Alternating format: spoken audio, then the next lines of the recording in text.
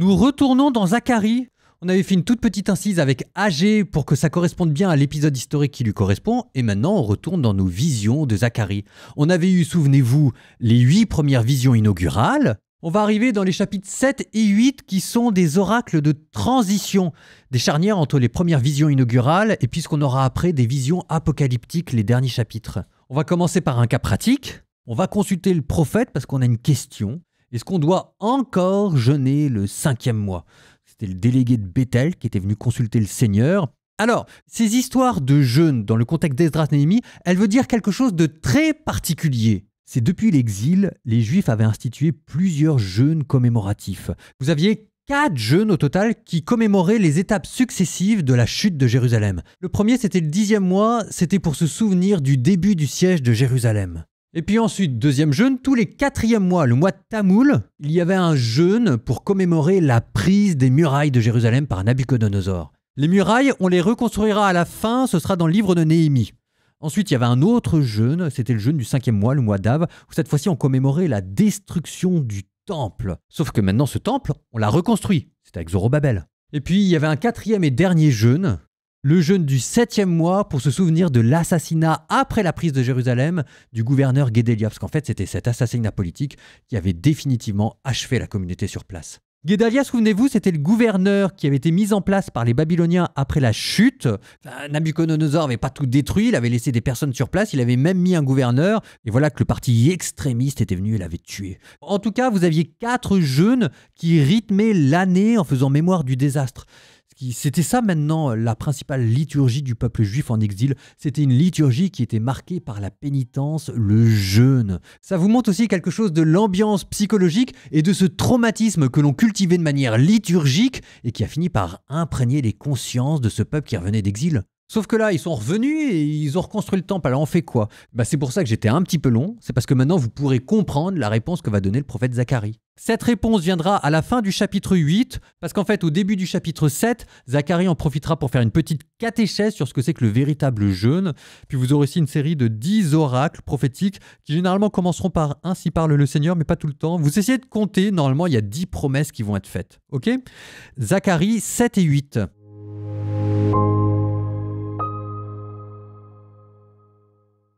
La 4e année du roi Darius, le 4e jour du 9e mois, le mois de Kisléou, la parole du Seigneur fut adressée à Zacharie. Bethel envoya Sareser et Regem-Mélec avec ses gens pour apaiser la face du Seigneur et demander aux prêtres attachés à la maison du Seigneur de l'univers ainsi qu'aux prophètes « Dois-je pleurer au 5e mois en m'imposant des privations comme je le fais depuis tant d'années ?» Alors la parole du Seigneur de l'univers me fut adressée. Dis à tous les gens du pays et aux prêtres. Quand vous avez jeûné en vous lamentant au 5e et 7e mois, et cela depuis 70 ans, était-ce bien mon jeûne que vous pratiquiez? Et quand vous mangez, quand vous buvez, n'est-ce pas vous qui mangez et vous qui buvez? Ces paroles ne sont-elles pas ce que le Seigneur avait proclamé par les prophètes de jadis, quand Jérusalem était habitée et tranquille, avec ses villes d'alentour, quand le Néguev était habité ainsi que le bas pays? La parole du Seigneur fut adressée à Zacharie.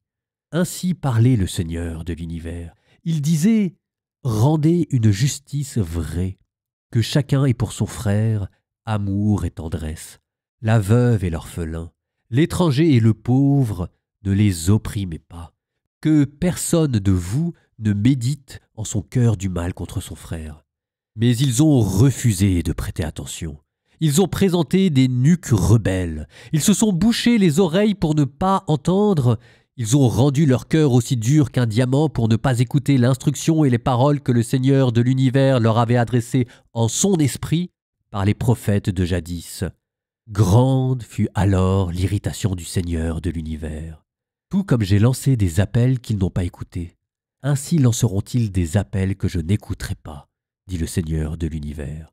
Je les ai dispersés parmi toutes sortes de nations qu'ils ne connaissaient pas. Le pays fut dévasté derrière eux, plus personne pour aller et venir. Ainsi, d'une terre de délices, ont-ils fait une désolation. Parole du Seigneur de l'univers. Ainsi parle le Seigneur de l'univers. J'éprouve pour Sion un amour jaloux. J'ai pour elle une ardeur passionnée. Ainsi parle le Seigneur. Je suis revenu vers Sion, et je fixerai ma demeure au milieu de Jérusalem. Jérusalem s'appellera ville de la loyauté, et la montagne du Seigneur de l'univers, montagne sainte. Ainsi parle le Seigneur de l'univers. Les vieux et les vieilles reviendront s'asseoir sur les places de Jérusalem, le bâton à la main à cause de leur grand âge. Les places de la ville seront pleines de petits garçons et de petites filles qui viendront y jouer.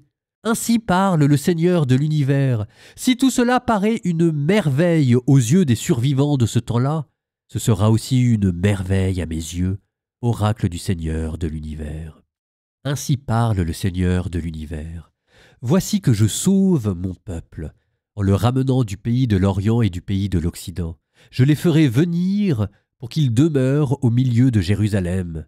Ils seront mon peuple, et moi je serai leur Dieu, dans la loyauté et dans la justice.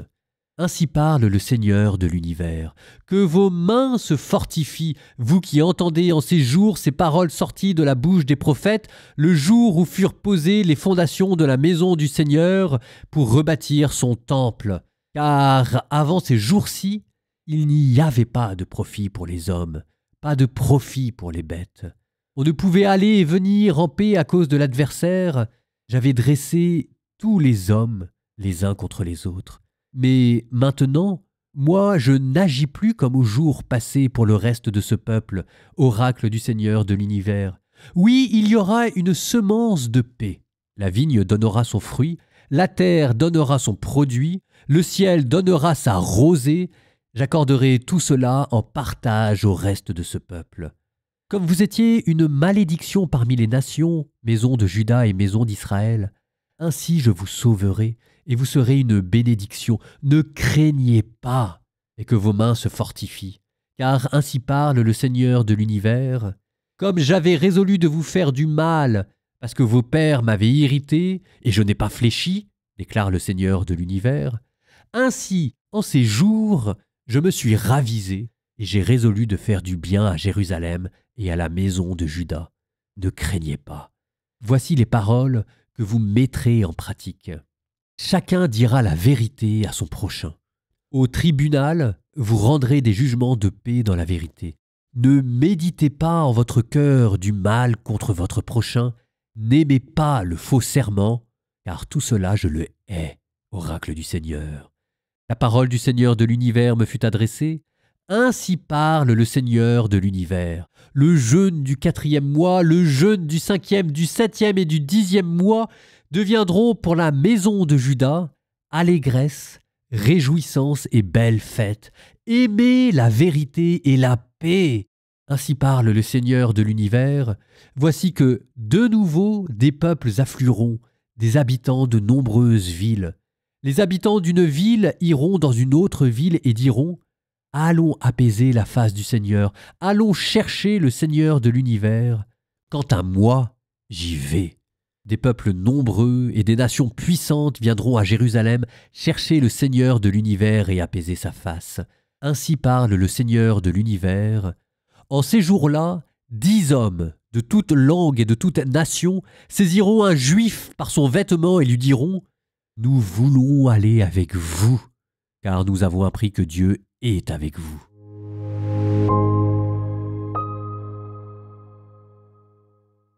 Alors, est-ce qu'il faut continuer le jeûne ou pas? Réponse de Zacharie. Ainsi parle le Seigneur de l'univers, le jeûne du 4e mois, le jeûne du 5e, du 7e et du 10e mois deviendront pour la maison du Juda allégresse, réjouissance et belle fête. Aimez la vérité et la paix. Il n'y a pas de plus belle manière, je crois, de dire que ça y est, la page est tournée. Maintenant, comme les curés et les prophètes aussi sont incorrigibles, puisqu'il y avait une question sur le jeûne, c'est toujours l'occasion de faire une petite catéchèse sur c'est quoi le jeûne. Je vous rappelle que Jésus n'a pas aboli le jeûne. Ça continue de faire partie de ces pratiques religieuses qui sont obligatoires. Et c'est là qu'on vous rappelle ce thème bien connu du jeûne qui doit être l'expression de votre soif de justice. En fait, en inscrivant dans votre chair la faim, c'est une manière pour vous de vous rapprocher de ceux qui ont faim. Verset 9. Rendez une justice vraie, que chacun ait pour son frère amour et tendresse. Et Dieu termine, c'est pas très sympa de sa part d'ailleurs, en disant que c'est exactement les faux jeûnes où on se présente devant Dieu comme étant des justes accomplis parce qu'on essaye de bien faire les choses et que de l'autre côté on exploite la veuve et l'orphelin. C'est précisément ce genre de faute qui a conduit à l'exil. Et hop, la petite veste en passant.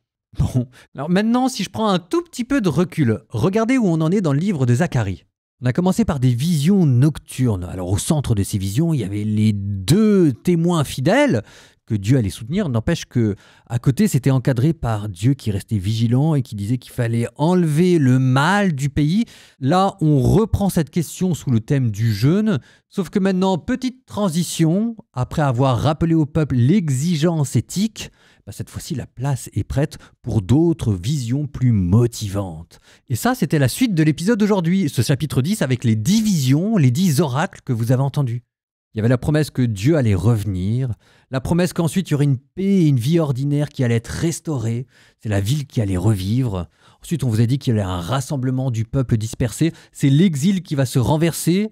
On va vous parler d'un courage et d'une prospérité. Et puis encore une autre promesse, la colère de Dieu qui va se changer en bénédiction, l'histoire du jugement qui est renversée. Ensuite, on vous rappelle l'importance de la justice sociale, parce qu'il ne faut quand même pas rigoler. Et c'est là où vous aviez ensuite la grande promesse, c'est que les jeûnes allaient être changés en fêtes. Et là, on était prêt pour une dernière et ultime vision, le rayonnement universel. Verset 23, « Ainsi parle le Seigneur de l'univers. En ces jours-là, 10 hommes de toute langue et de toute nation saisiront un juif par son vêtement et lui diront « Nous voulons aller avec vous, car nous avons appris que Dieu est avec vous. » Ce qui est très beau, hein, Dieu est avec vous, c'est Emmanuel. Ensuite, 10 hommes, parce que dans le judaïsme, 10 hommes, c'est un nombre suffisant pour constituer un groupe religieux qui peut prier. Puis vous avez le geste de saisir par le vêtement. Saisir par le vêtement, c'est demander la protection. Des petites églises locales qui vont se constituer à travers le monde entier pour se mettre sous la protection du Dieu d'Israël. C'est très beau, hein, c'est très très beau. Au nom du Père et du Fils et du Saint-Esprit, Amen. Seigneur, je te demande d'avoir un jeûne qui te plaise. Je te demande, Seigneur, de pouvoir bénéficier de tes visions. Je te demande, Seigneur, que moi aussi je puisse vivre dans la joie. Que je puisse voir aussi, Seigneur, mes amis revenir à moi, que je puisse voir aussi, Seigneur, mes ennemis se réconcilier avec moi, que je puisse voir autour de moi la justice sociale régner. Je te demande, Seigneur, qu'autour de moi la malédiction se change en bénédiction. Je te demande, Seigneur, d'être au milieu du monde, le témoin fidèle de ton amour.